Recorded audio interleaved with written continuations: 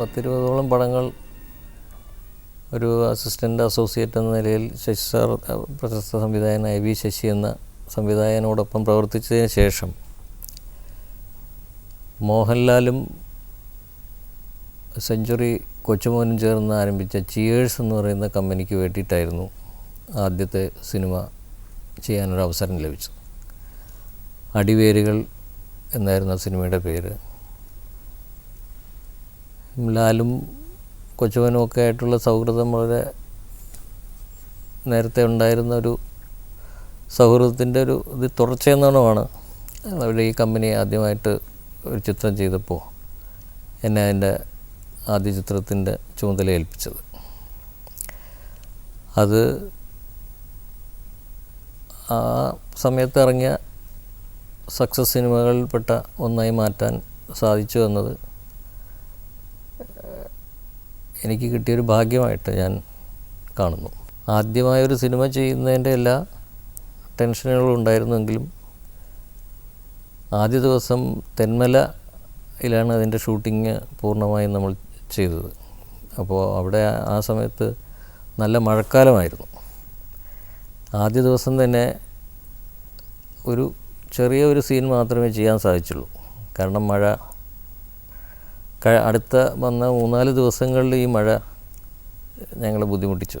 അതിന് ശേഷമാണ് ഒരു കണ്ടിന്യൂസ് ആയിട്ടത് ചെയ്യാൻ, ചിത്രം ഷൂട്ട് ചെയ്യാനുള്ളൊരു അവസരം കിട്ടിയത്. പിന്നെ ഉള്ള ദിവസങ്ങളിൽ വലിയ കുഴപ്പമില്ലാതെ അത് ചെയ്തു തീർക്കാനായിട്ട് പ്രകൃതിയും നമ്മളോട് സഹകരിച്ചു.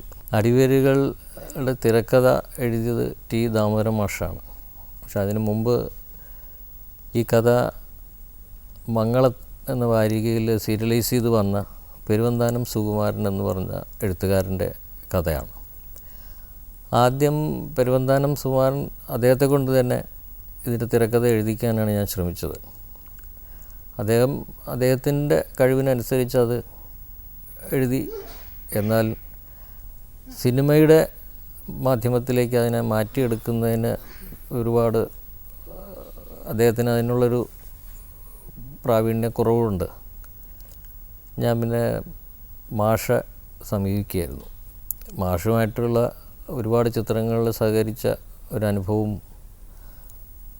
ആ സൗഹൃദമൊക്കെ കൊണ്ട് മാഷ് അതിന് സമ്മതിച്ചു.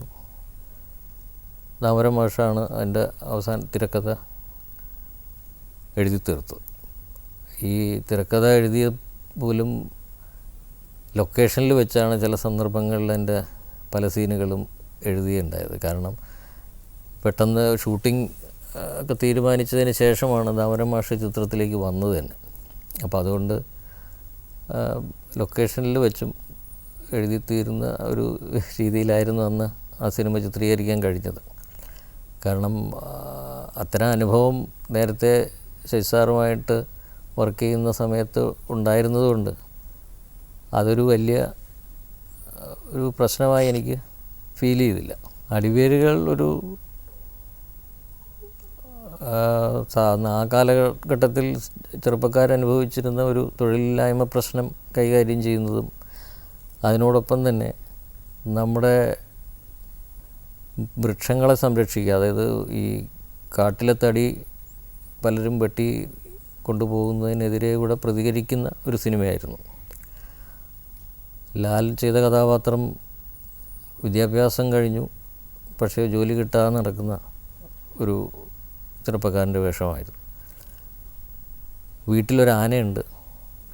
ആനയെ തൻ്റെ കുട്ടിക്കാലം മുതൽ തന്നോടൊപ്പം കളിച്ചു വളർന്ന ആ ആന ലാലുമായി ആ കഥാപാത്രവുമായിട്ടുള്ള സൗഹൃദം. അപ്പോൾ ഇതിനെ ഈ ജീവിക്കാനുള്ളൊരു ഇതിനിടയിൽ പുള്ളി ഇതിനെയും കൊണ്ട് കൂപ്പിലേക്ക് പണിക്ക് പോകുന്നതാണ്. അത് അവിടെ ചെന്ന് കഴിയുമ്പോൾ കാണുന്ന ചില അനീതിക്കെതിരെ അദ്ദേഹം പൊരുതേണ്ടി വരുന്നു.